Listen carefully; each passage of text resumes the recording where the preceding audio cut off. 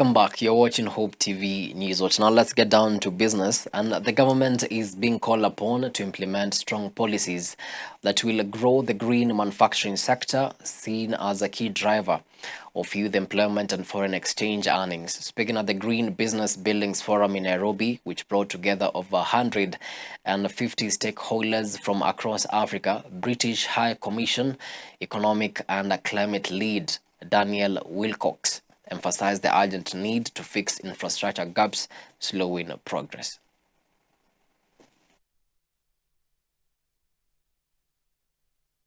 $100,000 roughly young Kenyans who enter the job market every year. Those jobs need to be created. The current kind of manufacturing element of the economy here is about 8% of GDP. It should be closer to 20%. So what that means is there's a gap that requires to be filled, and green industrialization is the way to do it. What's exciting is when you've got SMEs and startups like this, there's real opportunity to scale it. And I think Nairobi, and you need to check some of these stats, but I think last year was the highest. The VC, they took 30% of the VC that came into Africa came to Kenya. So there's capital that's flowing into Kenya, and there are startups who will take that capital.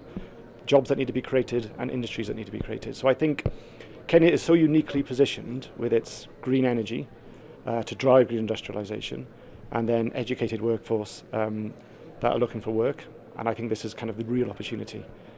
One of the challenges that we often come across with the businesses we invest in is that they need support on the financial management side. And it's often because these businesses were founded on a really good idea. They scaled, they maybe even scaled a bit sort of beyond their capacity.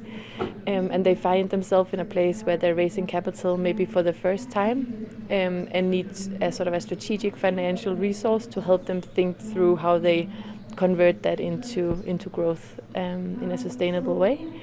Financial capacity, skills, expertise that is affordable for the types of businesses we invest in is a key pain point.